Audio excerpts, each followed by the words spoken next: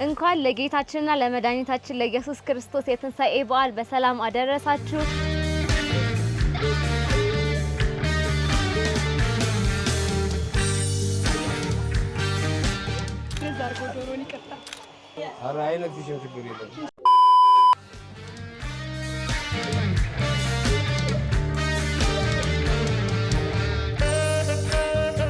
ካሬሜትር ከ3000 እስከ 1600 ድረስ።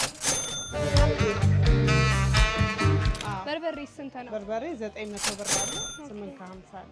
የኢየሱስ ደም ለምንድን ነው ፕሪሺየስ የሆነው የከበረ የሆነው ብለን ስንል አርጉ ያላቸው መቃኑ ላይ ደሙን ቀቡ ነው ያላቸው። ከዛ ደሙን ባየ ጊዜ ይዘላል አለ። ፋሲካ ለኔ ለመኖር ኢየሱስ ክርስቶስ የኖረበትን መንገድ ለመኖር ኃይሌ ነው። ጴጥሮስ ኢየሱስን ነው እንዴ እንሆ ለኛ እዚህ መሆን መልካም ነው። በእውነት አንተ ክርስቶስ ነህ? እንግዲህ ከነዚህ ከሶስቱ በወንበዴዎች ለወደቀው ባልንጀራ የሆነው ማን ነው? ደግ የሰራለት ሰው ነው። ደጉ ሳምራዊ ነው ያለችው። እሺ ጎረቤት ነው። እሺ ኢየሱስ ሆይ ውሃ ጠጣ። እኔ እኮ ድንግል ነኝ። እንዴት ይሄ እንዴት ሊሆን ይችላል?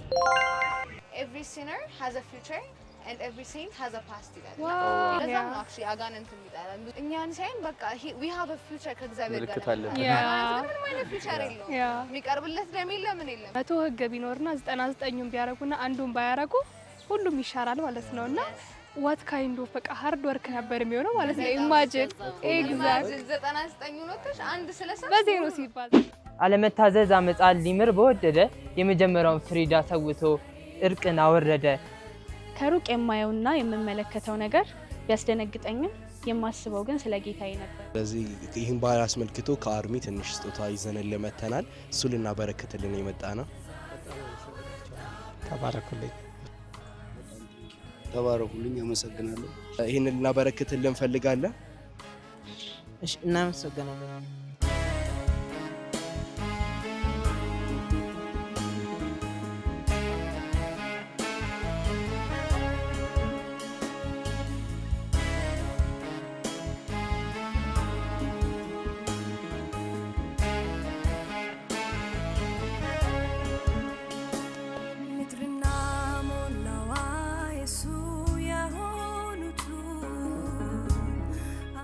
እንኳን ለጌታችንና ለመድኃኒታችን ለኢየሱስ ክርስቶስ የትንሣኤ በዓል በሰላም አደረሳችሁ።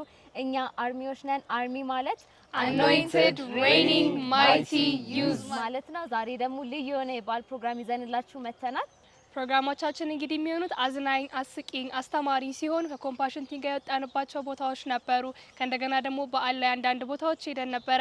ከዛም አልፎ ደግሞ ግጥም ይዘንላችኋል በሊትሬቸር ቲም። እናንተም ደግሞ ቤታችሁ ውስጥ ፈታ ዘና እያላችሁ በበዓል መንፈስ ሆናችሁ ከኛ ጋር አብራችሁ እንደምትከታተሉን ተስፋ እናደርጋለን።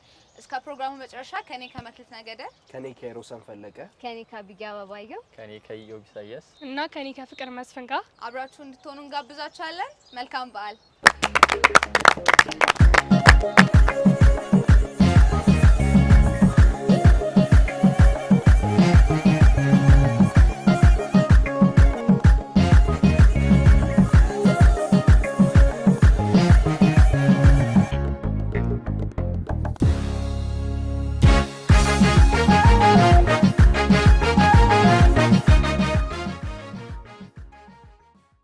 በድጋሚ እንኳን አደረሳችሁ እያለን አሁን ደግሞ ይሄ አሁን የምናከብረው በዓል በተለያዩ ሀገሮች በተለያየ መንገድ ይከበራል። ከተለያዩ አምልኮች ጋር የተያያዘ በዓል ነው። ስለዚህ እናንተ ስለ አምልኮ ምን ታስባላችሁ? ወይል እንግዲህ አምልኮ ማለት እግዚአብሔር አምላካችንን ማምለክ ነው አይደለ? ግን የተለያየ ትራዲሽን ውስጥ ለምሳሌ በአሜሪካ ውስጥ ምናምንና በአውሮፓ አካባቢ ላይ የሆነ ትራዲሽን አለ። ኢስተር በኒ፣ ኢስተር ራቢት ምናምን የሚባል ትራዲሽን አለ አይደል?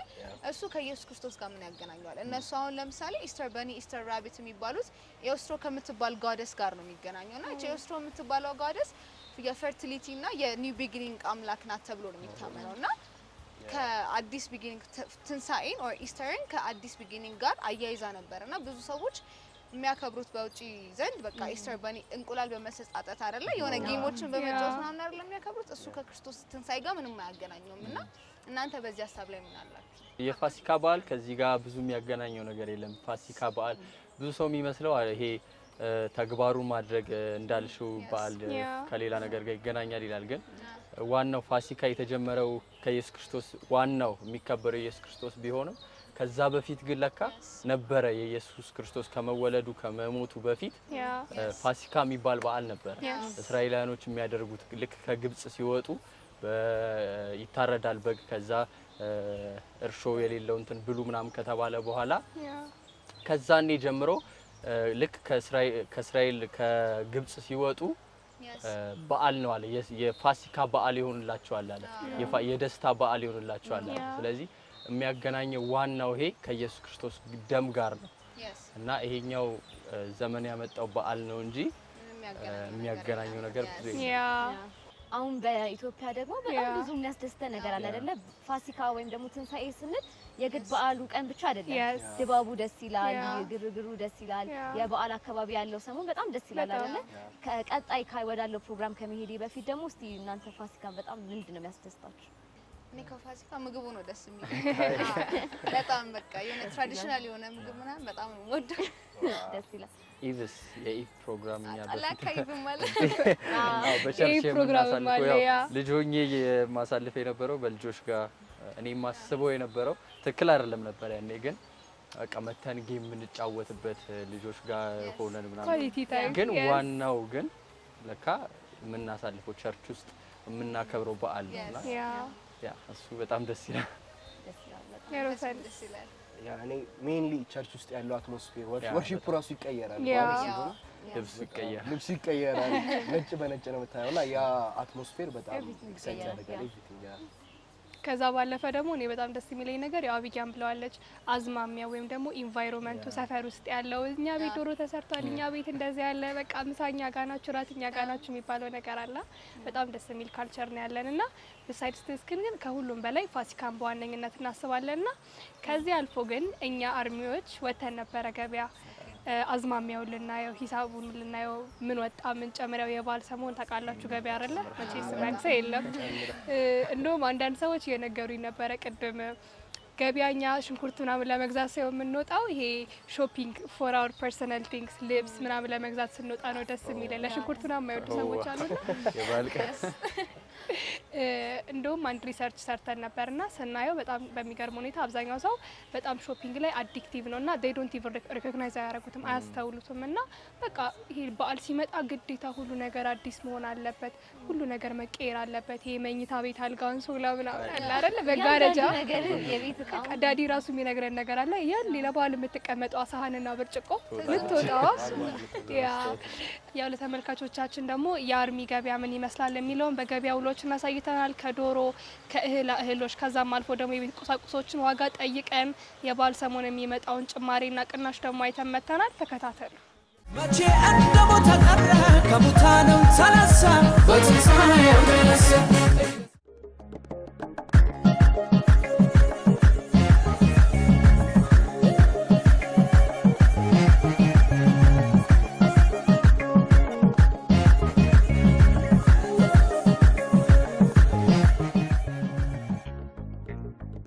በድጋሚ እንኳን ለጌታችን ለመድኃኒታችን ለክርስቶስ ኢየሱስ የትንሣኤ በዓል በሰላም አደረሳችሁ።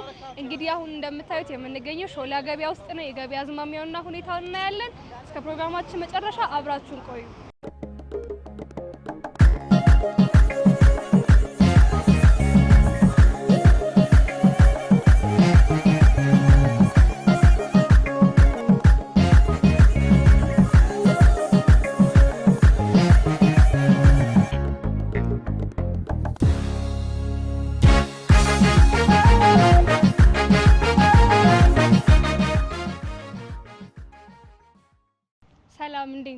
ሰላም እግዚአብሔር ይመስገን። እንኳን አደረሰ። እንኳን አደረሰን። እስቲ መጋረጃና ምንጣፍ ለማየት ነበር የመጣ ነውና ቆንጆ ቆንጆ እቃዎች አሏችሁ።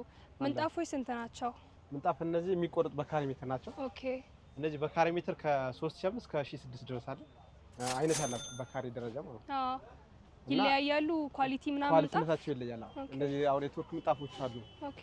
የሳውዲ ምንጣፎች አሉ እንደዚህ የሚቀንሱ።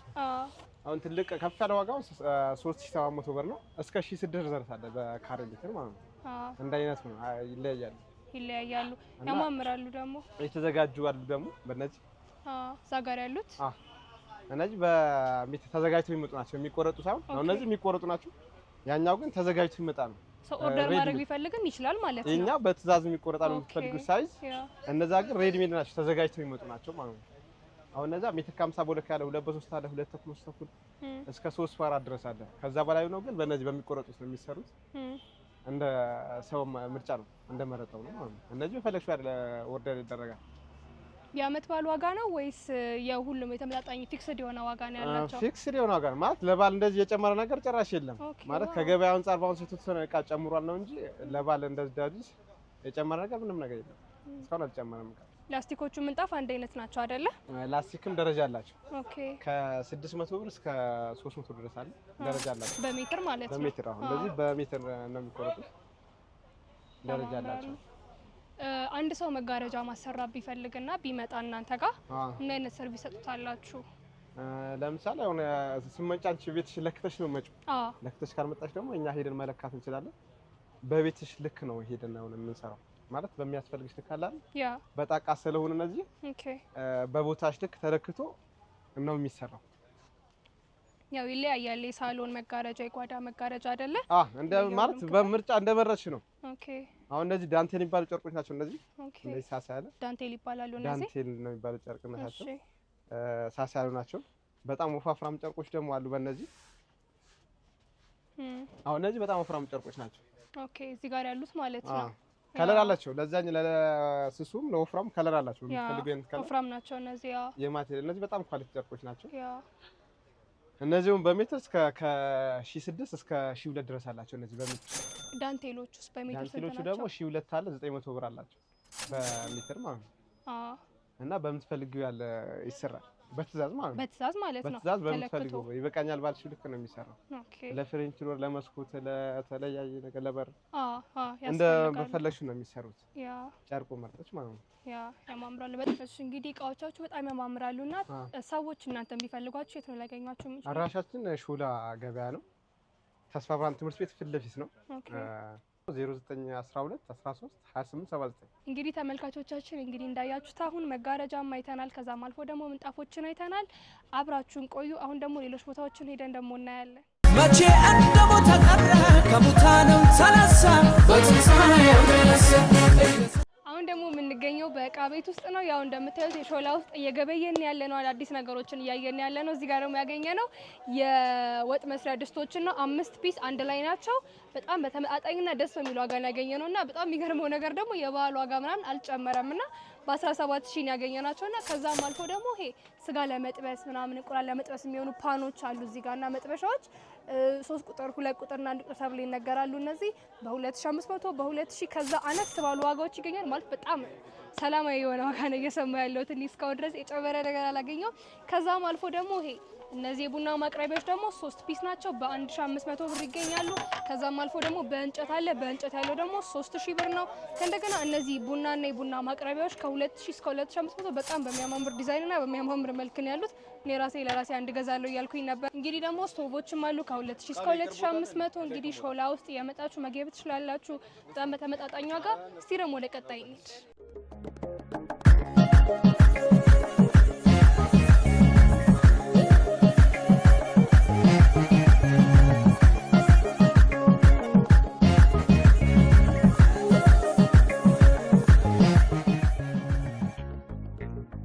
ሰላም እንዴት ነሽ? እግዚአብሔር ይመስገን። የበዓል ገበያ እንዴት ይመስላል? ተመስገን እንደጊዜው ይመስገን። ያው እንግዲህ አንቺ ያሉሽ የባልትና ቅመማ ቅመሞች ከሞስቶ ፊት ያየናቸውና እስቲ ንገሪ፣ ኮረኒማ ስንት ገባ? በርበሬስ? ኮረኒማ 2400 ነው እየሸጥን ያለ ነው። 2600 አለ። ደረጃ አላቸው። በበዓል ከት የጨመረ ነገር አለ? ምንም የለም። ምንም ነገር የለም። አብዛኛው ቦታ ይሄን ነገር እየሰማን ነው ዛሬና ተገርመናል። በርበሬስ ስንት ነው? በርበሬ 900 ብር አለ፣ 850 አለ። ደረጃቸው ይለያያል። ደረጃቸው ይለያያል። አሁን የሚፈልገው ባልትና ያላዘጋጁ ሰዎች ይገዛሉ፣ ፓውደሩ ማለት ነው። እዚህ አንቺ ጋር መጥተው ማዘጋጀት ይችላሉ፣ ማዘዝ ይችላሉ። ኦኬ። ከዛ ውጭስ ምን አሉሽ? ነጭ ሽንኩርቶች አሉ፣ ከእንደገና ቅመማ ቅመሞች አሉ። መከለሻ ለወጥ ምናምን የሚሆን ዋጋቸው ስንት ነው እነሱ? መከለሻ ተቀላቅሎ ነው የሚሸጠው። 6 አይነት ነው። ሩብ ግማሽ እንሸጣለን። ሩብና የሩብ ግማሽ። ሩብ ስንት ነው? ሩብ 700 ብር። 700 6 አይነት ነው። ኦኬ። አንድ ሰው መጥቶ ቢያዝ አሁን እዚህ የሚፈልገው ነገር እንዳለ ይሰጠዋል። በርበሬም ካዘዘ በዱቄት መልክ ተዘጋጅቶ ይሰጣል። አንደኛ ደረጃ፣ ሁለተኛ ደረጃ አላቸው። በርበሬውንም በስትክክል ቢፈልገው ማግኘት ይችላል። ሽሮ በርበሬ ተዘጋጀ እናዘጋጃለን። በእውነት በጣም ገርሞኛል ዋጋቸው አለመጨመራቸው። ዋጋ አልጨመረም። ትንሽ አበሻ ሽንኩርት ላይ ነው ልዩነት የሚታየው። ጭማሪ የሚያሳየውን የአበሻ ሽንኩርት ነው። ስንት ገባ የአበሻ ሽንኩርት? የአበሻ ሽንኩርት አሁን ውድ ነው። ስንት ነበረ ከባለ? 70 አለ፣ 80 አለ፣ ደረጃ አላቸው ብዙ ነገሮች። የአበሻ ሽንኩርት ቅናሽ ነበር፣ አሁን ግን ጭማሪ ነው። በጣም ጭማሪ ነው አሁን ላይ። ሌላው ግን ደህና ነው። ነጭ ሽንኩርት ርካሽ ነው። 80 ብር 200 ብር ነው። በጣም ርካሽ ነው። ኮሮሪማም ቆንጆ ነው፣ ደህና ነው። አብዛኛው ነገር በደረጃ ስለሆነ ይለያያል ዋጋው ብዬ ነው። አይ አሁን ደህና ነው። ምንም ውድ የምትይው ነገር የለም። ብርም የለም መሰለኝ፣ ገዥም የለም። ይሁን እንደምታይን አሳምረን ቁጭ ብለናል። ያው እንግዲህ በጣም በቆንጆ መልኩ ነው እየሰራችሁ ያላችሁ። ተመስገን። መቼ እንደሞተ ቀረ ከሙታንም ተነሳ በትንሣኤው ተነሳ። አንቺ ማግኘት ለሚፈልግ ሰውና እነዚህን ነገሮች ማሰራት ለሚፈልግ ሰው የት ነው የምትገኘው? እኔ አሁን የመጣሽው ሾላ ገበያ ነው። የሱቅ ቁጥር 1103 ይባላል። አለም ታደሰ እባላለሁ። ብዙ ሰዎች ያውቁኛል። በነገራችን ላይ ስራ ሰራለሁ። የተፈጨ በርበሬ እናዘጋጃለን። ሽሮ በርበሬ ይዘጋጃል። አጥሚት እህል፣ ገንፎ እህል የሚፈልግ ሰው አዘጋጅተን እንሰጣለን። 0921 41 97 94 ነው እና ካስፈለገ ዘዙ። ለእናንተም እንሰራለን። መልካም በዓል። መቼ እንደሞተ ቀረ ከሙታንም ተነሳ በትንሣኤው ተነሳ። ደረሰን። እንግዲህ እንደምናየው የበዓል ገበያ አለ፣ ዶሮ ምናምን አለ። በጣም ብሶ እየሸመተ ነው የሚገኘው። የዶሮ ገበያው እንዴት ነው? ከባለፈው ዓመትም ከባለፈው ሳምንት ጨምሮ አጥፍታ ችግር የለው መካከለኛ ነው። ምንም ችግር የለው ማለት አረ አይነት ችግር የለም። አረ ዝም በይው እሱ ሁካታ አደረገው ችግር የለውም ነው ያትጨናነቅ። ዋጋውን ምን አይነት ነው? ያበሻ ነው ወላይታ ነው? ይለያያል። እንደ ዶሮ ሴት ዶሮ ነው የምትፈልጊው አይነት ስለሚለያይ ያው ምን አይነት ነው የምትፈልጊው? አትፍሪ፣ ምንም አያደርግሽ። እንዳታወጣቸው ያበሻ ነው የምትፈልጊው? ያበሻ ነው። ዝም ብዬሽ ይኸውልሽ፣ አይዞሽ ማርያምን አታውጣው። በቃ አንቺ ጋር አይደርስም። እሺ አሁን እንደዚህ አይነት ዶሮ ያበሻ ዶሮ 1900 ብር 1800 ብር ይችላል። የወላይታ የሚባለው የወላይታ ደግሞ አለ። የወላይታ አሪፍ ዶሮ ስጋ ያለው ዶሮ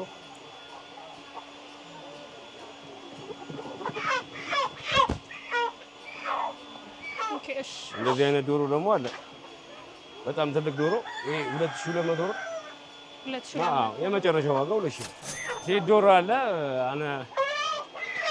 እንደዚህ አይነት ዶሮዎች አሉ አሁን ሴቶች። እነዚህ ደግሞ 1200 ብር እና 1300 ብር።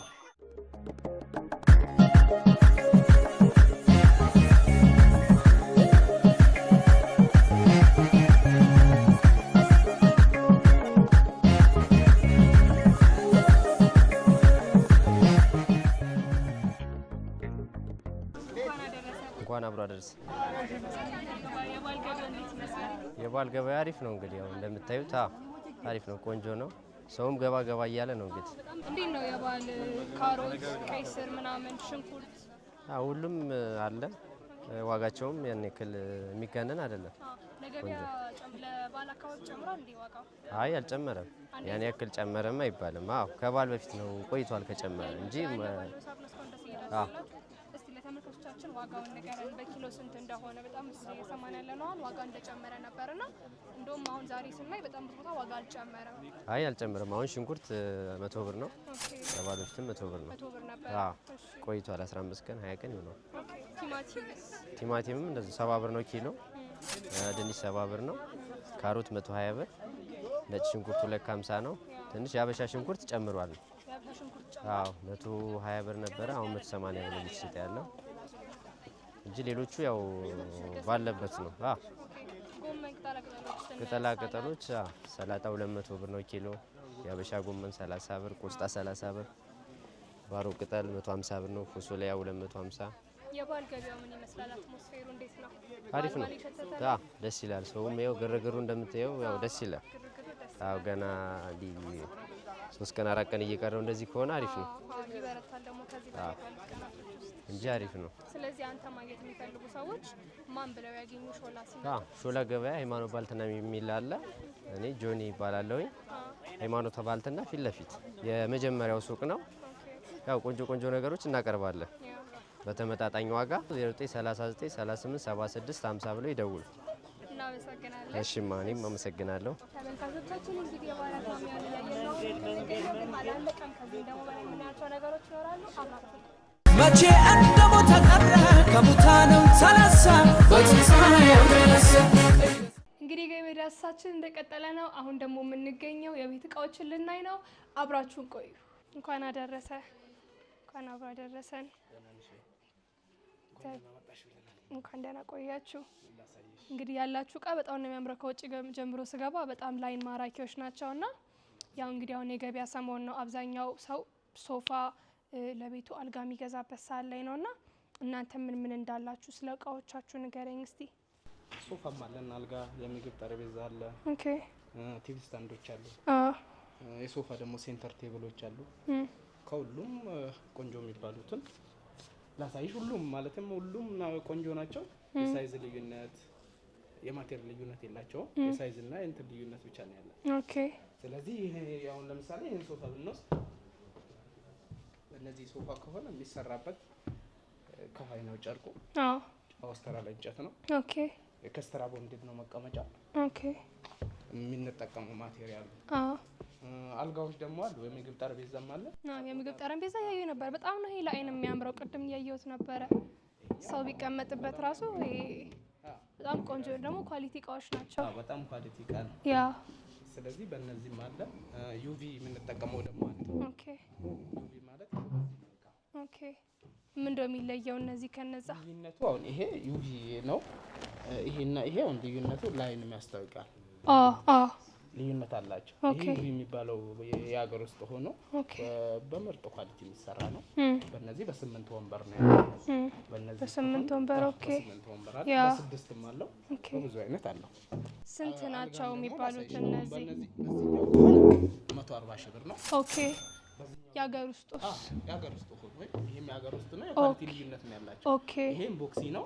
ይሄ ደግሞ ዩቪ የሚባለው ማለት ነው። ይሄ ዩቪ የሚባለው ነው። ይሄ ደግሞ ኢንቦክስ የሚባለው ኢንቦክስ። ያ በእነዚህ ከሆነ 130 ሺህ ብር፣ ከሆነ 140 ሺህ ብር። ኦኬ። ወደ አልጋ ሳንሄድ ሶፋዎቹን በጣም ቆንጆ አድርገህ ነበር ቅድም የነገርከኝና ከስንት እስከ ስንት ናቸው ዋጋቸው ያለው? እና ደግሞ በዓል ሲመጣ የጨመረ ዋጋ አለ እንዴ? በዓል ሲመጣ ሳይሆን በአሁኑ ሰዓት ማቴሪያል ሁሉም ማቴሪያል በአሁኑ ሰዓት ያው የተወሰነ ጨምሯል። ኦኬ።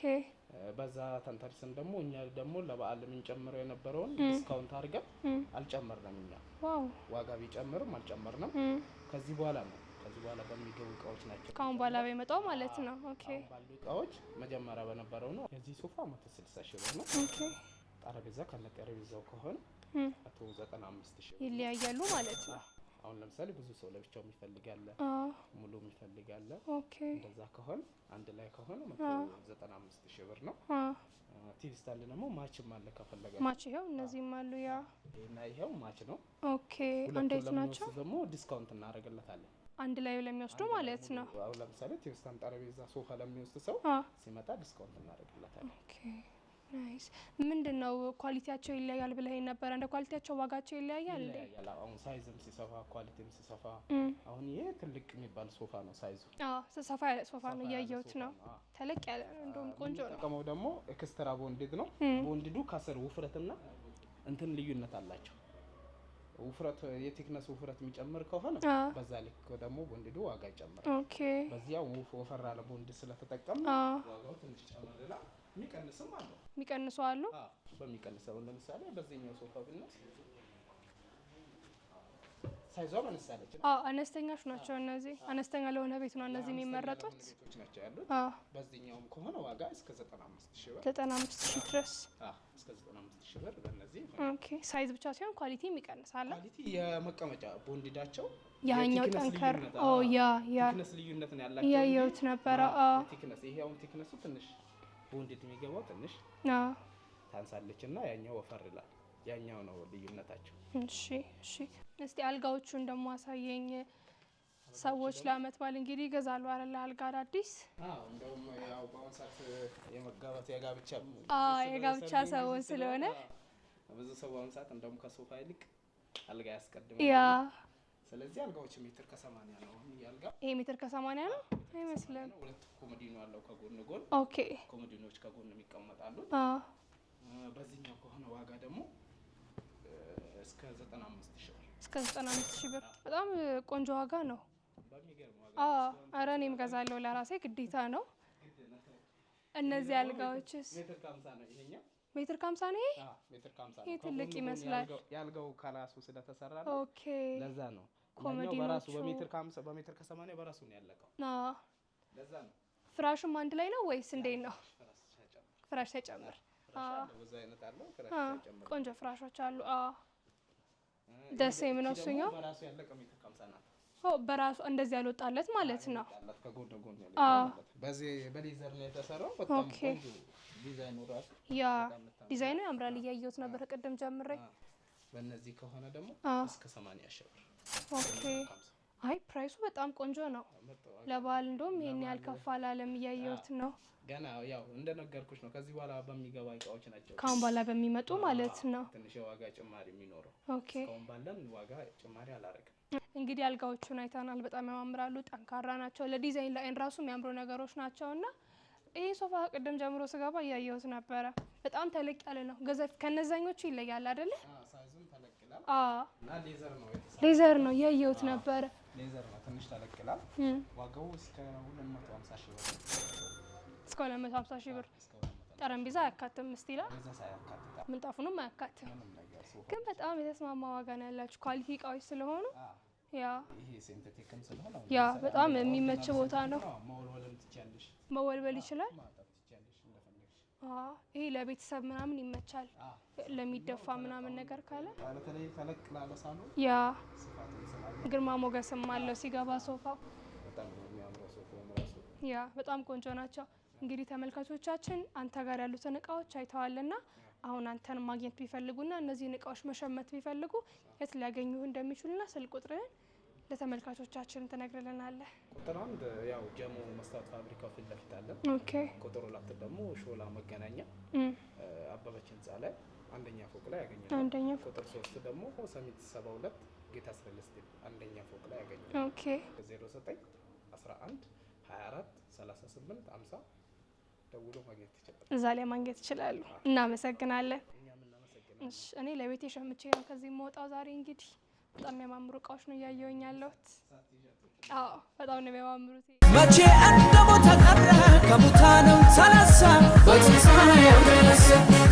እንግዲህ ተመልካቾቻችን የገበያ ዳሰሳችን ይሄን ይመስል ነበረ። በጣም የሚያማምሩ እቃዎችን አይተናል። ከዛም አልፎ ደግሞ ለግብይት የሚመቹና በጣም ለቤታችሁ የሚያማምሩና ሞገስ የሚሰጡ እቃዎችን እያየን ነበረ እስካሁን ድረስ።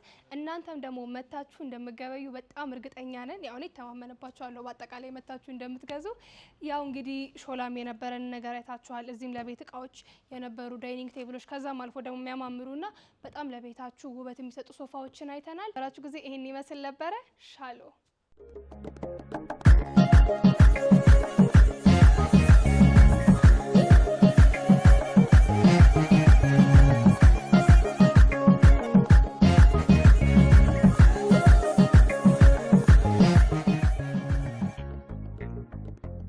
ያው እንግዲህ ፋሲካን በዓል ስናስብ ለራሳችን ከመግዛት አልፎ ደግሞ ለሌላ ሰው ሼር ማድረግ አለብን አይደለ? አንድ ልጁን ሰጥቶ አይደል ዓለምን እንዳለ ያተረፈው። ሁለተኛ ቆሮንጦስ 8:1-5 ላይ ሲናገር ጳውሎስ ለቆሮንጦስ ሰዎች ሲያወራ የጸጋ ስጦታ ነበር ነው የሚላቸው መስጠት።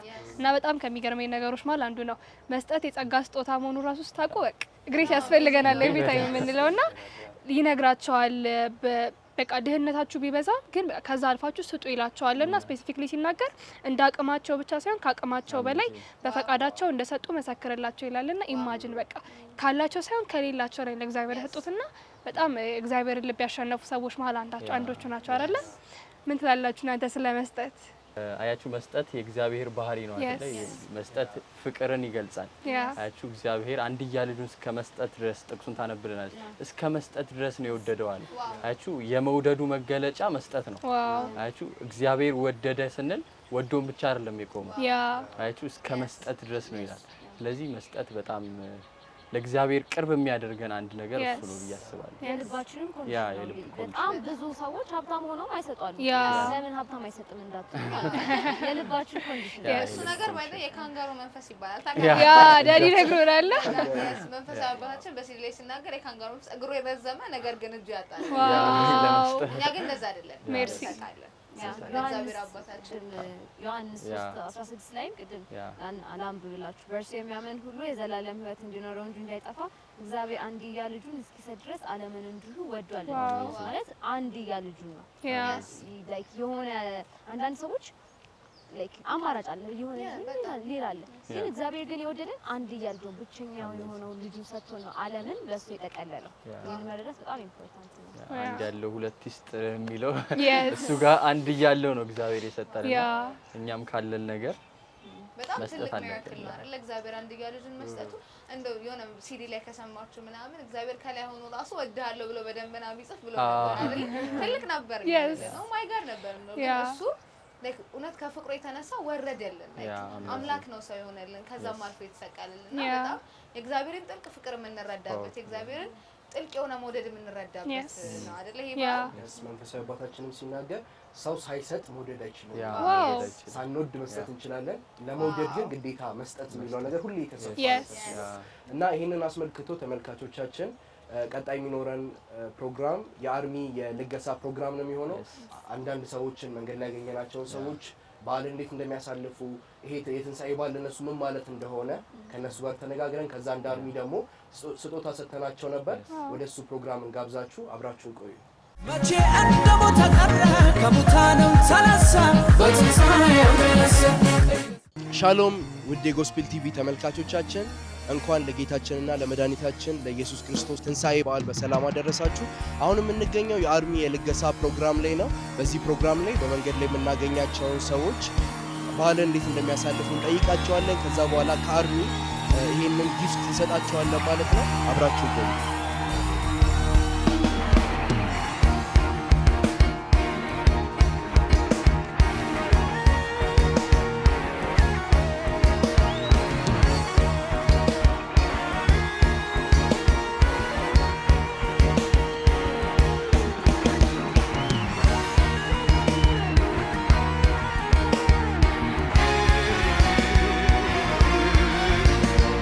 ፈቃደኛ ስለሆንክ እናመሰግናለን። ስምህ ማን ነበር? ኤፕሶን። ይህንን በዓል እንዴት ነው የምታሳልፈው? የትንሣኤን በዓል ከቤተሰብ ጋር ነው ብቻህን ነው እንዴት ነው የምታሳልፈው? ከዚህ በፊት ያው ከጓደኞቹ ጋር ነው ሌላ ቦታ ስለነበርኩ፣ አሁን እነሱማ ትንሽ ብር ስለምልክ እኔ እናቶቹ የቤተሰቦቹ ትንሽ ብር ልካው እዚህ ነው የምሰልናሱ። ለቤተሰቦች ስጦታ በመስጠት ብር በመላክ ነው ይህንን በዓል የምታሳልፈው? አዎ። ኢየሱስ ክርስቶስ ራሱን አንተ ልክ ለቤተሰብ ብር እንደምትልክ ጌታ ኢየሱስ ክርስቶስ ደግሞ ራሱን ለኛ የዛሬ 2000 ዓመት ሰጥቶናል። ለዛ ነው ይሄንን በዓል የምናከብረው። እኛም ከአርሚ ይሄንን ስጦታ ለአንተ ትንሽ ስጦታ ለበዓል የምትሆን ስጦታ ይዘን መጥተናል። ይሄንን ልናበረክትልህ እንፈልጋለን። እሺ፣ እናመሰግናለን። በጣም ነው ማሰግናለን። እኛም በጣም እናመሰግናለን። አሜን። እግዚአብሔር ይባርካችሁ።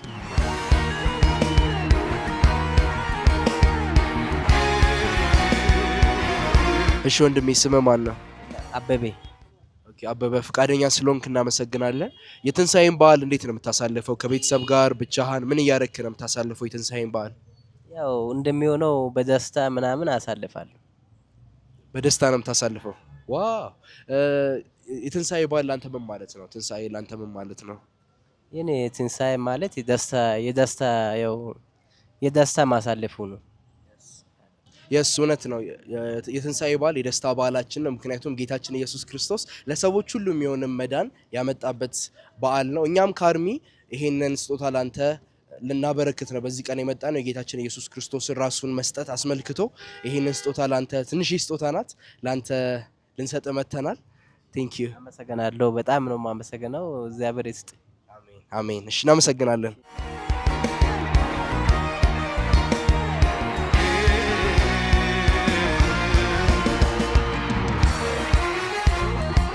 ሰላም፣ ስምህ ማን ነበር? ስሜ እስራኤል ታምሩ ይባላል። እስራኤል፣ ፈቃደኛ ስለሆንክ እናመሰግናለን። በዓልን እንዴት እንደምታሳልፍ ለማወቅ ነበር ዛሬ የመጣ ነው። በዓልን ከቤተሰብ ጋር ነው ብቻህን ነው? ምን እያደረክ ነው የምታሳልፈው የትንሣኤን በዓል? አዎ በዓል ያው እንግዲህ የትንሳኤን በዓል እንደምታውቀው ከቤተሰብ ጋር ብታሳልፍ መልካም ነው። ግን ትንሽ የስራው ባህሪኛ ደግሞ ያው ከቤተሰብ ጋር እንድታሳልፍ አያደርግም። የስራው የዕለት ዕለት እንደውም ስራ ስለሚበዛብን ስራ ላይ ነው የምናሳልፈው። ስራ ነው የምታሳልፉት። የፋሲካ በዓል ምን ማለት ነው ለአንተ? ምን ትርጉም አለው? ፋሲካ በዓል ማለት ያው ክርስቶስ ለኛ ሲል ያው የተሰዋበት ኃጢአታችንን ሁሉ በደላችንን ይዞ በቀራንዮ መስቀል ላይ ያረፈበትና የትንሳኤውን የሚያበስር በዓል ነው ብዬ ነው የማስበው። የትንሳኤ በዓል ትንሳኤውን የሚያበስር ከዛም በፊት ደግሞ የነበረውን የኢየሱስ ክርስቶስን ሞት የምናከብርበት ከዛ በኋላ ትንሳኤውን ደግሞ የምናከብርበት በዓል ነው። እሱን በማስመልከት ለአንተ ትንሽ ስጦታ ይዘንልህ መጥተናል። የኢየሱስ ክርስቶስን ሳክሪፋይስ የኢየሱስ ክርስቶስን የትንሳኤ በዓል በማስመልከት እቺን ትንሽ ስጦታ ይዘንልህ መጥተናል ከአርሚ። በጣም ተባረኩልኝ። አመሰግናለሁ። እናመሰግናለን።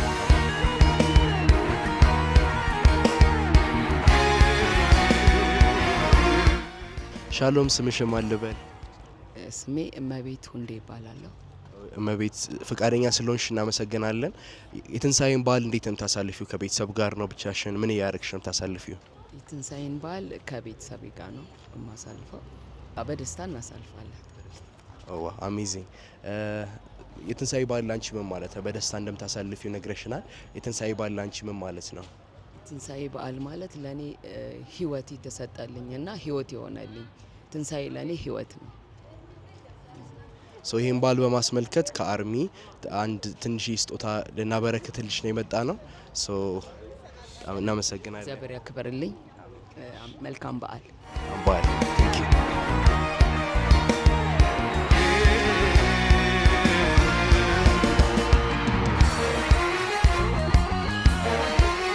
ሻሎም ወንድሜ፣ ስምህ ማን ልበል? ስሜ ተስፋ ይባላለሁ። ተስፋዬ ፈቃደኛ ስለሆንክ እናመሰግናለን። የትንሳኤን በዓል እንዴት ነው የምታሳልፈው? ትንሳኤን በዓል በቤተ ክርስቲያንም በቤተሰቦችም ጌታ ኢየሱስ ክርስቶስ ለኛ የከፈለልንን ዋጋ እያሰብኩ ኢየሱስ ሲናገር ትንሳኤና ህይወትም እኔ ነኝ አለ። ለማርያምም ሲናገር ብታምኚ የእግዚአብሔርን ክብር ታያለሽ አለ። ስለዚህ እኔ ትንሳኤ የእግዚአብሔርን ክብር ያየንበት ከወደቅንበት እግዚአብሔር ያነሰበት ታሪካችን የተለወጠበት ደስ እያለን ጌታን የምናከብርበት ነው። ስለዚህ ይህን በዓል አስመልክቶ ከአርሚ ትንሽ ስጦታ ይዘንልህ መጥተናል። እሱ ልናበረክትልን የመጣ ነው። በጣም አመሰግናቸዋለሁ። ተባረኩልኝ። እናመሰግናለን። መልካም በዓል።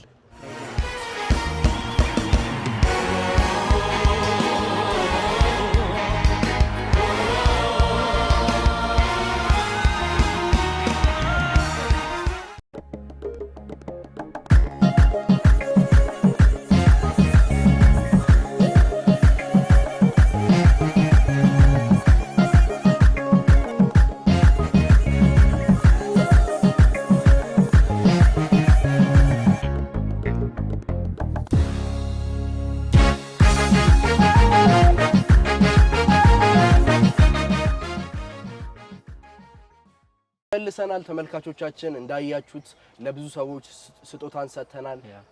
እንደውም አንድ ሰው ስለ ፋሲካ ምን እንደሆነ ጠይቀን ነበርና አንድ ሰው ፋሲካ ጾም ነው ብሎን ነበር። አንድ ሌላ ሰው ደግሞ ፋሲካን በደንብ አብራርቶም የነገረን ሰው ነበር። ለእናንተ ግን ፋሲካ ምንድን ነው? ያ ፋሲካ መዘለል ነው ብዬ አስባለሁ። እንደኔ መጽሐፍ ቅዱስም ላይ እንዳየሁት መዘለል ነው። ምክንያቱም በፋሲካ የጀመረበት በዓል ላይ መጀመሪያ ስንሄድ ያኔ ከግብጽ በወጡበት ሰዓት መልአኩ መጥቶ የበኩሩን ልጅ ሲገል የግብጻውያኖችን ሲገል አርጉ ያላቸው መቃኑ ላይ ደሙን ቀቡ ነው ያላቸው። ከዛ ደሙን ባየ ጊዜ ይዘላል አለ። አያችሁ፣ ደሙን ባየ ጊዜ ገብቶ አይገላችሁ ማለት ደሙን ከዛ ልክ ያ ካለቀ በኋላ ለእናንተ የማለፍ ቀን ይሆናል አለ። የመዘለል ቀናችሁ ይሆናል አለ። ስለዚህ ባጭሩ የመዘለል ቀን ነው ይያስባል። ኢቭን እስራኤላውያን ያልሆኑ ራሱ ግብጻውያን ሰው ያለፈዋሉ አይደለ? ቤት ውስጥ በመግባታቸው ከደሙ ነው በቃ ይሄ በራሳቸው ሳይሆን በደሙ ኃይል ነው በቃ የዳኑት። በእነሱ ሳይሆን የጸደቁት፣ በእነሱ ሳይሆን የሆነ ነገር ውስጥ የገቡት በደሙ ነው ተከልለው ያለፉት እንጂ በቃ ዋው። ለኔ ደግሞ ፋሲካ ምን መሰላችሁ? ፋሲካ ላይ ሲናገር ኢየሱስ ክርስቶስ በመጽሐፍ ቅዱስ ላይ በብዙ ፓርት ላይ ሲናገር እንደዚህ አድርጉ እንደዚህ አድርጉ ብሎ ነበርና የኔን መንገድ ተከተሉ ብሎ ነበር።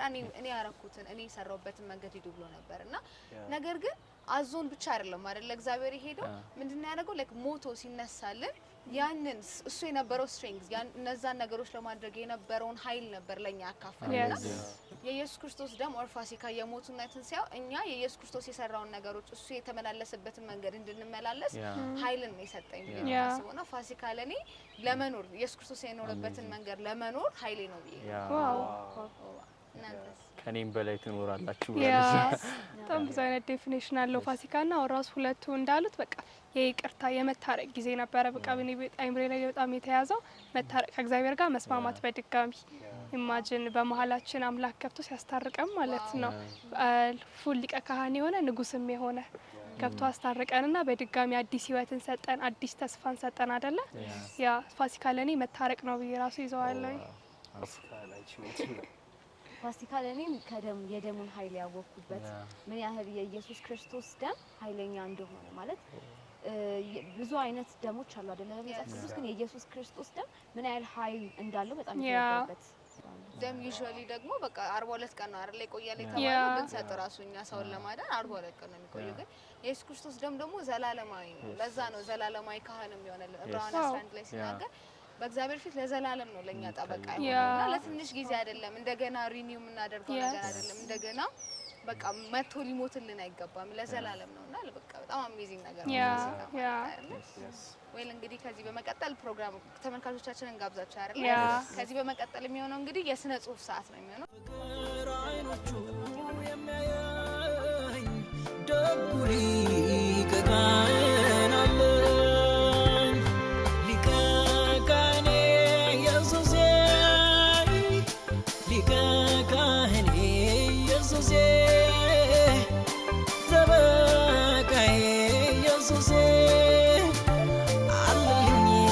ሰማይ ለነፍሴ ሊቀካኔ ኢየሱሴ ሊቀካኔ ኢየሱሴ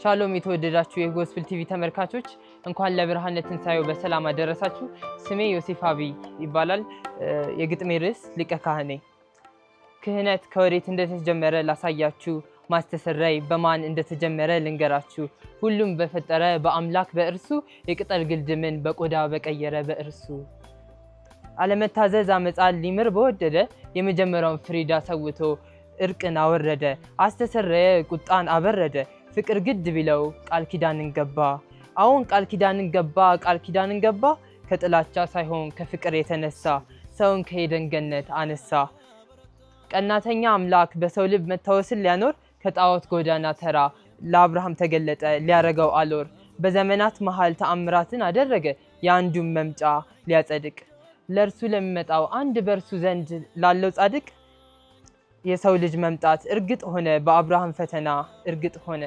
በሽምግልና ወራቶቹ ያገኘውን ልጁ ሊሰዋ ባለመሰሰቱ እውን ሆነ ዘመን ዘመናትን ተካ በትግስት ላይ ትግስትን አኖረ ሊያድነን ቢወድ ዘሩን ዘራ የሚቃጠል መስዋዕት እግዚአብሔርን ደስ ሊያሰኘው አልቻለምና አንዱ መጣ ለአንዴና ለመጨረሻ ሁሉ ሊያቀና ቁጣን አብርዶ ቀዝቅዞ በማሄድ በማይደርስ ሊቀ ካህን መጣ በፋርስ የተወገዘ ሊያረግርቅ ሕግን ስጋ ለባሽ ሊኮንን እድል አገኘ እድል ቀን ወጣለት ፍጹም በሆነ በእርሱ ተገኘ ሊቀ ካህን ተገኘ ከታሪክ ማህደር መስዋዕት ይዞ ያልገባ ሕግ ሳይሻር ሕግ ተፈጽሞ ሕይወት ገባ በአንዱ አለመታዘዝ እንዲሁ ሞት እንደሰለጠነ በአንዱ መታዘዝ ሕይወት ነገሰ ሕይወት ሰለጠነ ስራን ለሚሰሩ መዳኛ ስራን ላልሰሩ መዳኛ ሊሆን ሁሉን ስራ ሰራ ዋጋ ከፈለ አብርሃም የብዙዎች አባት ሊሆን የቃል ኪዳን ልጆችና በባርነት ምድር ያሉትን አንድ ሊያደርግ ሕይወት በፍቅር እንዲሆን ላይሆን በአድርግ አታድርግ ፍቅርን ሞላ ጸጋን አስቀመጠ ከቀንበር በላይ ሕግ ኃጥእ ሆኖ ሳይሆን ኃጥእ በሕግ አቅም እንዳይታይ በአንዱ በልጁ ባመነ ጽድቅን እንደ ስጦታ ሰጠ ማስተሰረይን በሰውነቱ መድቀቅ እንደሰራ ላመነ ጽድቅን ሰጠ ወንድም እህቶች አትሳሳቱ መዳኔ በስራ አይደለም መዳኔ በአንዱ በሊቀ ካህን የተገነባም እኔ ድነቴን አልሰራሁትም ከስራው ነፃ ነኝ አምኜ ተቀበልኩ በሞትና በትንሳኤው ኃይል ነኝ ሕግን እሽር ዘንድ ከሕግ በላይ አላረገኝም ሕግን እፈጽም ዘንድ በጸጋ ኃይል እኖራለሁም እኔ ሕያው የሆንኩት በ3 ቀን ሞትና ትንሣኤ በአንድ ሊቀ ካህን እኔ ሕያው የሆንኩት ቤተ መቅደስን በ3 ቀን አፍርሼ ይሰራለሁ ባለው ሊቀ ካህን ይህ ነው ሊቀ ካህኔ እኔም ማቀው ሊቀ ካህን ከሕይወት መዝገብ የቀላቀለኝ ይህ ነው ሊቀ ካህን። አምልኮ ውዳሴ የልጅነት አባት ይሁነኝ እንዳልወድቅ የቆመልኝ ካህኔ የነፍሴ ጠባቂ ኢየሱስ ለኔ አዋቂ ታማኝ የነፍሴ ጠባቂ ኢየሱስ ለኔ አዋቂ ዳኛዬ ቅኑ ፈራጄ ኢየሱስ መቼ እንደሞተ ቀረ ከሙታንም ተነሳ በትንሣኤ ተነሳ። ተመልካቾቻችን ከግጥሙ ተመልሰናል። በጣም አሜዚንግ እና ድንቅ ግጥም ነበር። በጣም ተባርከንበታል። ድንቅ ግጥም ነበረ። እስቲ እናንተ ልጠይቃችሁ፣ መጽሐፍ እንዴት ነው ታነባላችሁ? መጽሐፍ ላይ ያላችሁ ነገር እንሞክራለን። እኔ እሞክራለሁ። እሺ፣ ስለ ፋንፋክት እና የተለያዩ ስተዲዎች እንደሚናገሩት መጽሐፍ የሚጀምሩ ሰዎች ከ60 እስከ 70% ይሆናሉ። ከዛ ውስጥ ደግሞ ከ50 እስከ 70 የሚሆኑት ደግሞ ያን መጽሐፍ አይጨርሱም። ከዛ ውስጥ ደግሞ ከ30 እስከ 40% የሚሆኑት ደግሞ መጽሐፉን ይጨርሳሉ ማለት ነው። በሰው ደግሞ ስናስቀምጠው ከ3 ሰው መጽሐፍ ማንበብ ቢጀምር አንዱ ነው የሚጨርሰው። ዋው I'm changing. አንዱ ነኝ። ሜርሲ ሰሞኑን ደግሞ መጽሐፍ እያነበብኩ ነበረ። የቢሾፕ ዳግ ሂዋርድ ማይልስ መጽሐፍን እያነበብኩ ነበረ። ዘ ብለድ ኦፍ ጂሰስ እና ዘ ብለድ ፓወር የሚለውን መጽሐፍ እያነበብኩ ነበርና እዛ መጽሐፍ ላይ በጣም ድንቅ የሆነ የኢየሱስ ክርስቶስ ደም ምን ያህል ፓወርፉል እንደሆነ የምናይበት መጽሐፍ ነው።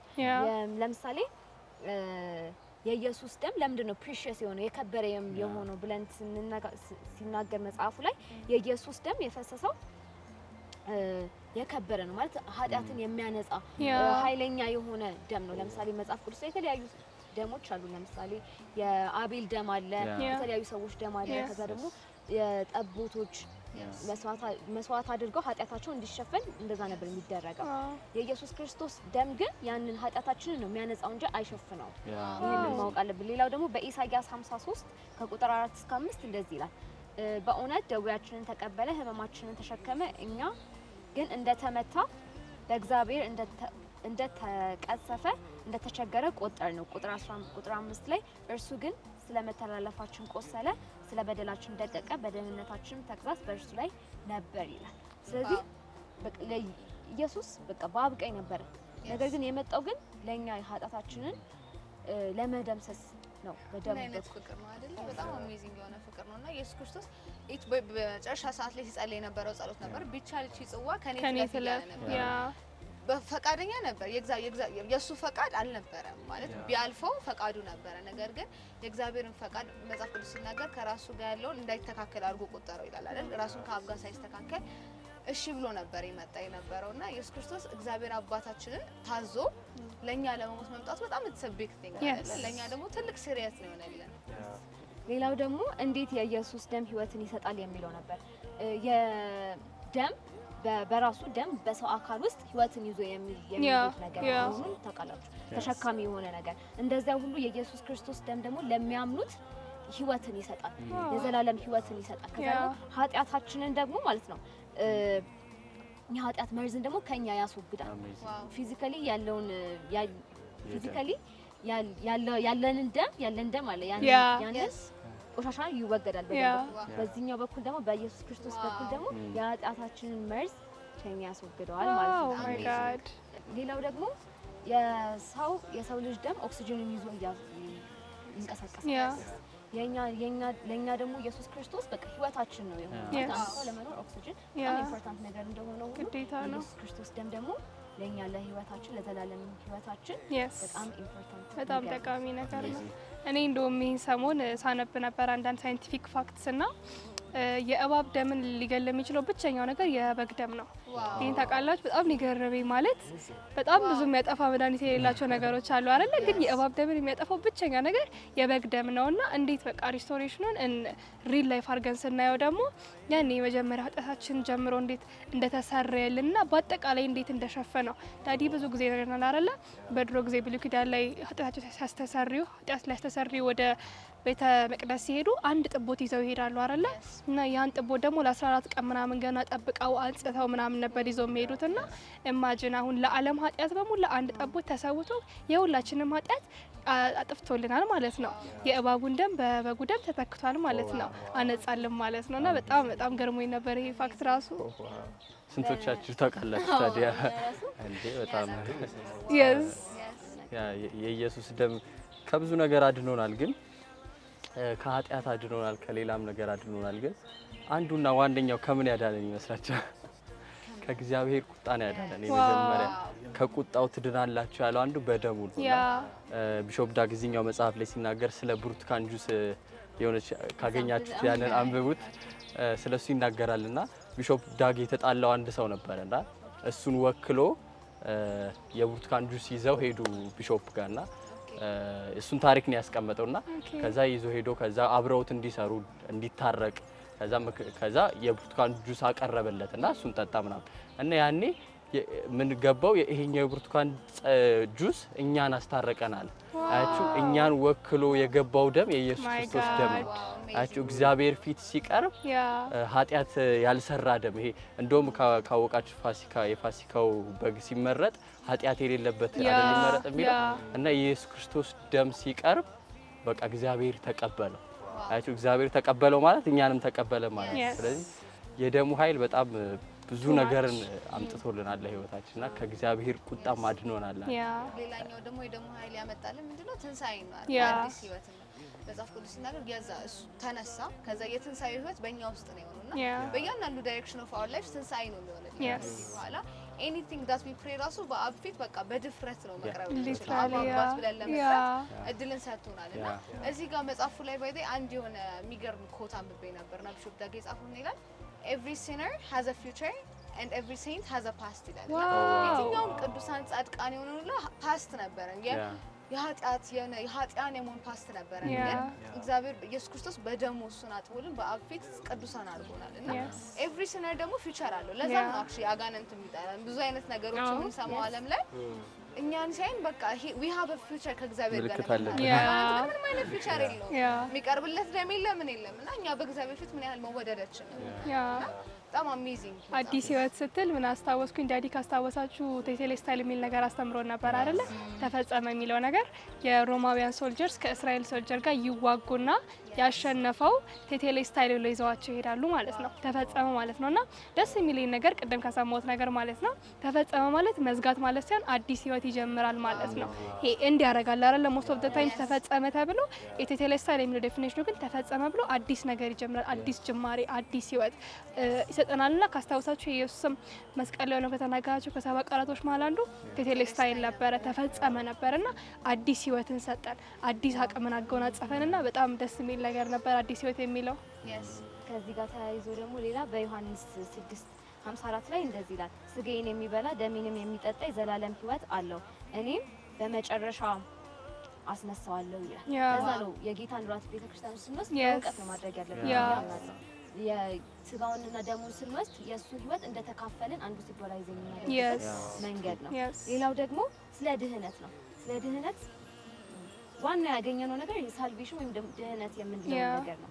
ድህነት ብዙ ሰዎች መልካም ሰዎች ስለሆኑ ወይም ደግሞ ጥሩ ነገር ስለሰሩ የሚያገኙት ነገር ይመስላል።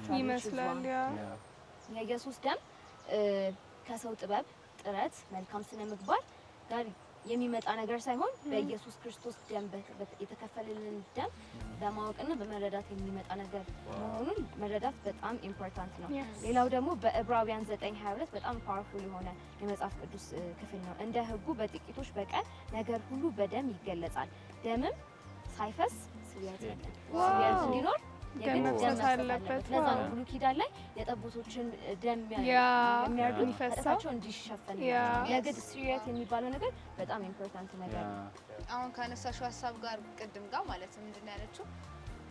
ደሞ አለች በሰራነው ስራ አይደለም እኛ የጸደቅነው or something ኃጢያታችን የተሻረልን በሰራነው ስራ አይደለምና አንድ ቲቶ ላይ ሲናገር ቲቶ 3 ቁጥር 5 ላይ ምን ይላል ስላደረግነው የጽድቅ ስራ ሳይሆን ከምህረቱ የተነሳ አዳነን ያዳነንም ደግሞ ልደት በሆነው መታጠብና በመንፈስ ቅዱስ መታደስ ይላልና በሰራነው የጽድቅ ስራ እኛ በጣም ጥሩ ሰዎች ስለሆነ መልካም ነገር ለሌሎች ስለምናደርግ ምናምን ሳይሆን ከምህረቱ የተነሳ ነው ይላል እንዴ ከመውደዱ የተነሳ ነው ምንም ነገር በአፊትም ድፍረት ያገኘነው ከትልቅ ፍቅሩ የተነሳ ነው ምን ይላል ያዳነንም ዳግም ልደት በሆነው መታጠብ ነው አጥቦ ነው ከዛ ደግሞ በመንፈስ ቅዱስ አደሰን ይላል መንፈሳችንን ያደሰውና በጣም አሜዚንግ ነገር ነው የእግዚአብሔር ፍቅር በጣም ጥልቅ ነው ዋው ደግሞ ብሉይ ኪዳን ላይ ካስታወሳችሁ ዳዲም ሲነግረን ነበረ 100 ህግ ቢኖርና 99ን ቢያረጉና አንዱን ባያረጉ ሁሉም ይሻራል ማለት ነውና what kind of በቃ ሃርድ ወርክ ነበር የሚሆነው ማለት ነው ኢማጂን ኤግዛክት 99 ኖትሽ አንድ ስለሰብ በዜሮ ሲባዛብሽ 98 ራሱ እኮ አይደለም ነው 100 እኮ ዜሮ እኮ ነው ምን በቃ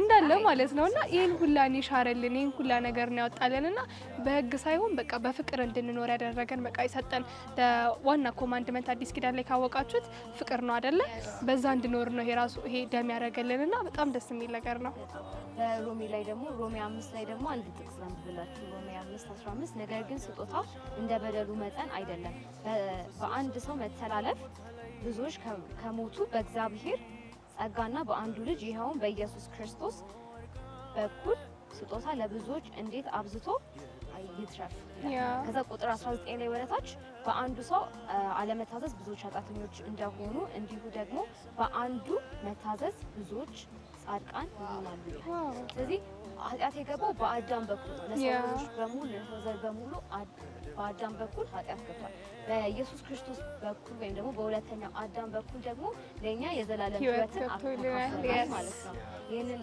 ረዳት ያስፈልገናል የኢየሱስ ክርስቶስ ትንሣኤ ሌላው እስካሁን ያወራን ለነበረው ትልቁ ነገር የሚያሳየው የእግዚአብሔርን የመጨረሻ ፍቅር ነው ዮሐንስ ምዕራፍ 15 ቁጥር 13 ላይ ነፍሱ ስለ ወዳጆቹ ከመስጠት የሚበልጥ ፍቅር የለም ግሬተር ላቭ ኖ ማን ሃዝ ከዚህ የሚበልጥ ፍቅር ሰው ሊኖረው አይችልም እግዚአብሔር መጨረሻ መውደዱን ያሳየው ኢየሱስ ክርስቶስን ሰጥቶ ነው ይህንንም ፕሮግራም ደግሞ የምትከታተሉ ሰዎች መረዳት ያለባችሁ እግዚአብሔር አንኮንዲሽናሊ ወዶናል አጋፒ በሆነው ፍቅሩ ወዶናል ይህንን ስትረዱ የምታደርጉት ነገር የምትሰሩት ስራ ሊሆን ይችላል የምትማሩት ትምህርት ኤቭሪ የምናደርገው ነገር አውት ኦፍ ላቭ ማድረግ እንጀምራለን ስለዚህ ይህንን ፕሮግራም የምታዩ ሰዎች እግዚአብሔር ይወዳችኋል ይወድሻል ይወድሃል ይወደናል ሁላችንንም የፍቅር በዓል ነው በቃ እግዚአብሔር ምን ያህል እንደወደደን የምንረዳበት በዓል ነው ስለዚህ you have to always see the bigger picture who is Jesus Christ በህይወታችን ስለዚህ ትንሣኤ ሲባል ጭንቅላታችሁ ውስጥ መምጣት ያለበት the first thing የመብላት መጠጣት አበት ማሉ ብቻ ሳይሆን ኢየሱስ ክርስቶስ ምን ያህል እኔን እንደወደደኝ እናንተን እንደወደዳችሁ ማወቅ በጣም ያስፈልጋል ስለዚህ ያንን ደግሞ ስናውቅ ደግሞ ሁሉንም ነገር ብናደርገው ከእርሱ በእርሱ ለእርሱ መጽሐፍ ቅዱስ ላይ እንዳለው በዛ መንገድ ይሆናል ማለት ነው ፋሲካዬ ክርስቶስ ለኔ ታረደልኝ ፋሲካዬ ኢየሱስ ለኔ የሞተልኝ ፋሲካዬ አንከላይ ትእዛዝ ያወጣበት ፋሲካዬ ልጁ ኢየሱስ ለኔ የሞተበት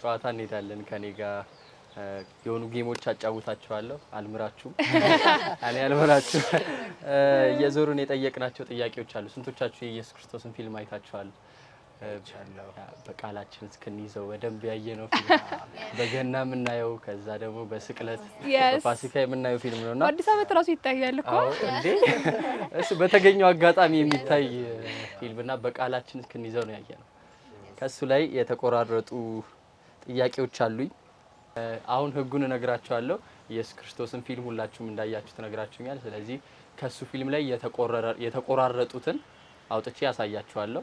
ከዛ እናንተ መልሱን ትነግሩኛላችሁ። የተቆረጠው ሚዩት የሆነውን ፓርት ማለት ነው። ከባድ አይመስልም አይደል? ታዲያ ህዝባችን ሲያጣምም ለቄሳርም ግብር እንዳይሰጥ ሲከለክል እኔ ክርስቶስ ንጉሥ ነኝ ሲል አግኝተነዋል።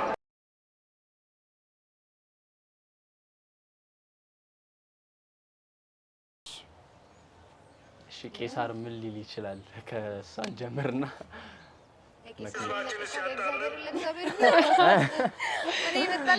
ቀርቦ እኮ ነው ያለው ግን ጲላጦስ ጋር አይደል? እሱ አልፏል። ተገርፎ እሱ ላይ መጣልኝ። አየሮ እኔ በዚህ ሰው ላይ በደል አላገኘሁበትም ነው ያለው። ያ እዚህ ላይ አንድ ተመልካቾቻችን ታዩታላችሁ። በኋላ የቀረጽነው ቪዲዮ የመለሱት መልስ አለ። አስደናቂ መልስ። እሱን ታዩታላችሁ። አሁን እንቀሺ አቢጋ ንጉስ ይሄ ነው ንጉስ ምናምን የሚለው ነው እንደዛ ነገር። እኔ በሷ ነው የምሄደው። መቶላችኋል። እሺ ንጉስ ይሄ ነው ንጉስ በሚለው ነው የምሄደው። እኔ ህዝባችን ሲያጣምም ለቄሳርም ግብር እንዳይሰጥ ሲከለክል እኔ ክርስቶስ ንጉሥ ነኝ ሲል አግኝተነዋል። ንጉስ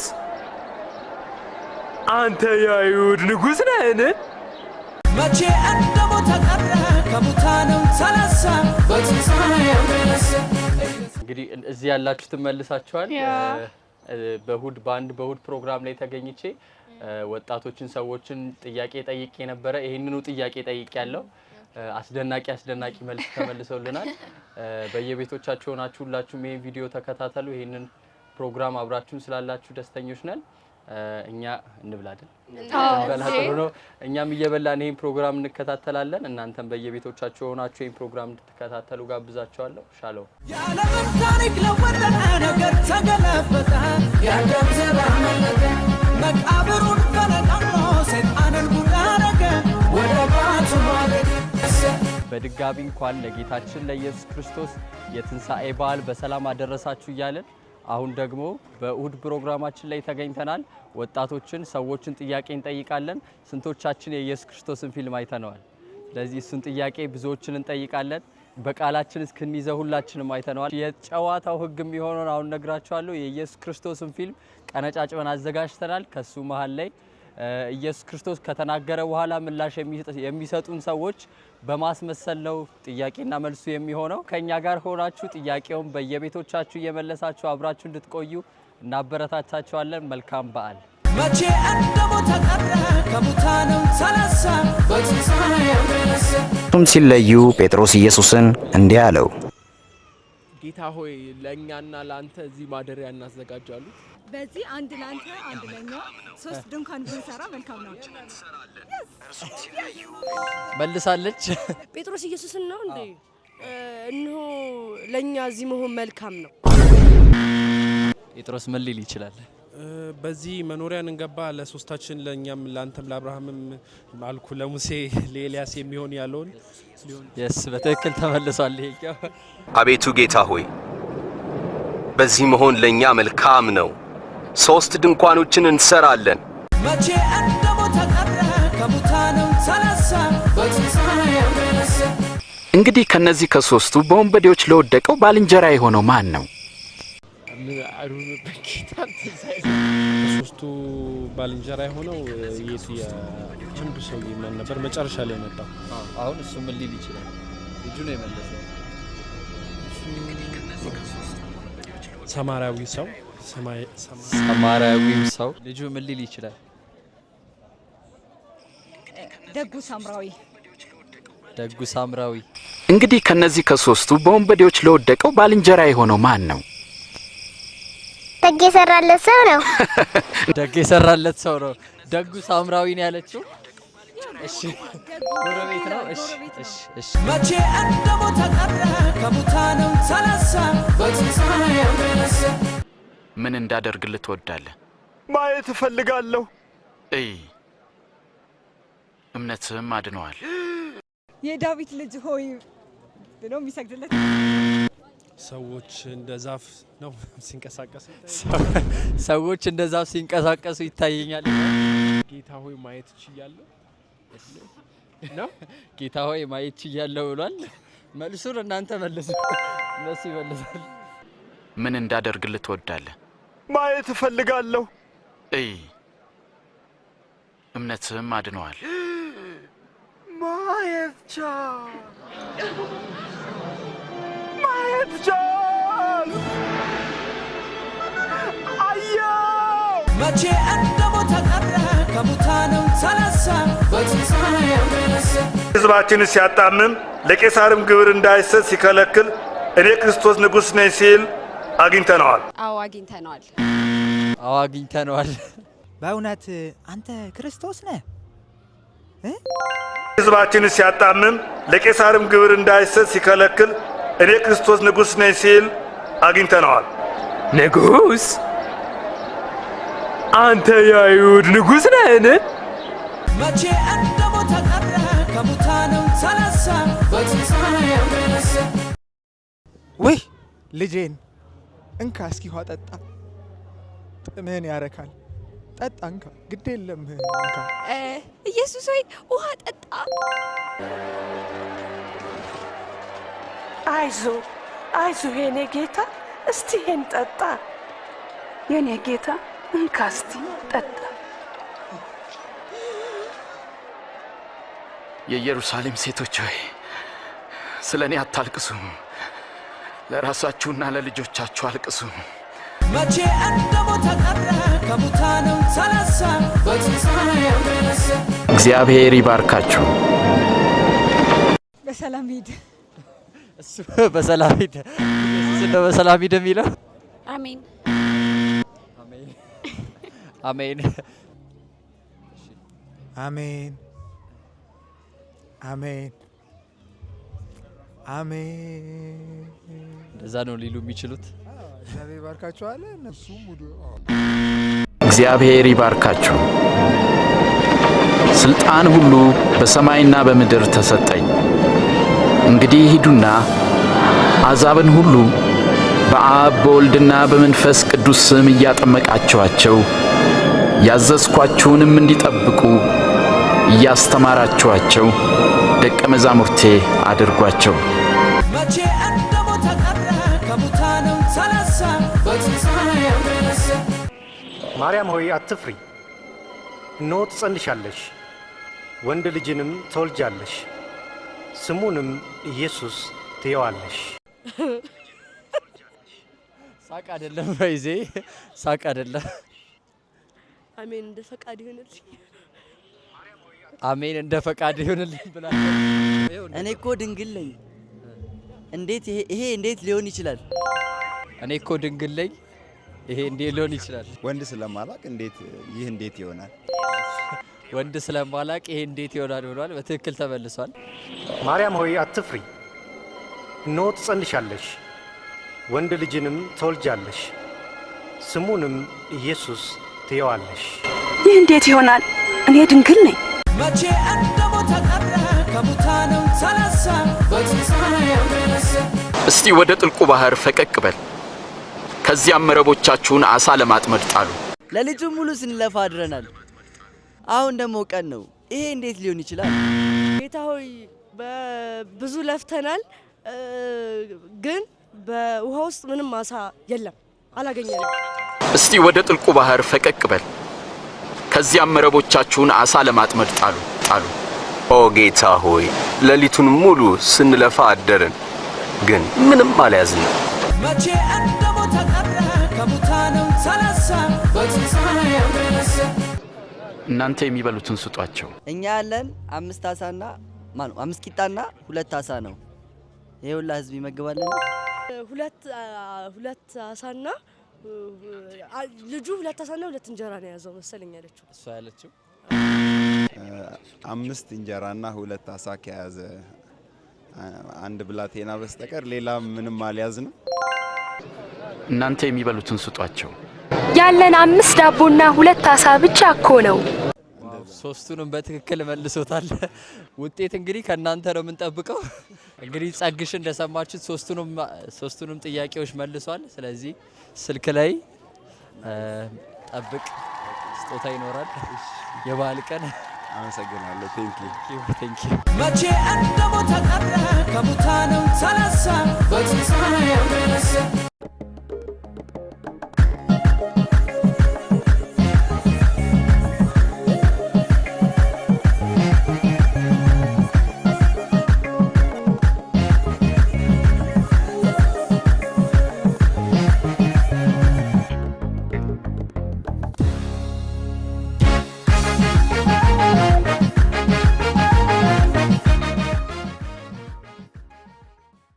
እንኳን ለጌታችንና ለመድኃኒታችን ለኢየሱስ ክርስቶስ የትንሣኤ በዓል በሰላም አደረሳችሁ።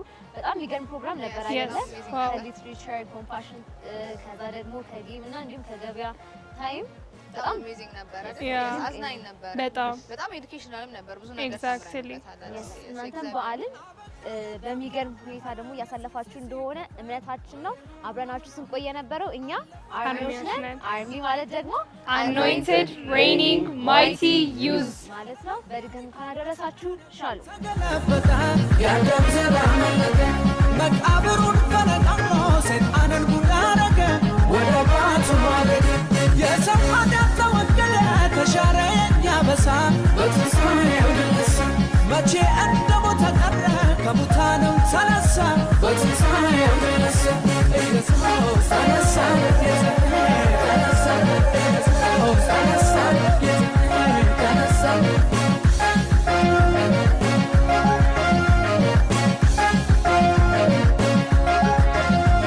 ትንሣኤውን ተናገሩ የእምነት አባቶች መሰከሩ እኔም ለትውልድ ልናገረው ኢየሱስ ተነስቷል ልመስክረው ትንሣኤውን ተናገሩ የእምነት አባቶች መሰከሩ እኔም ለትውልድ ልናገረው ኢየሱስ ተነስቷል ልመስክረው ተነስቷል ይሄ ጌታ ማተሙን እሱ ፈታ ቅዱሳን ባንዱኑና ክብሩት ከኔ ጋራ ተነስቷል ይሄ ጌታ ማተሙን እሱ ፈታ ቅዱሳን ባንዱኑና ክብሩት ከኔ ጋራ እልልታ ሙገሳ ሞትን ተነሳ ኢየሱስ ተነስቷል አክብሮት ቅዱሳን የታለ ጌታ ያለን ጌታ የታል ጭብጨባ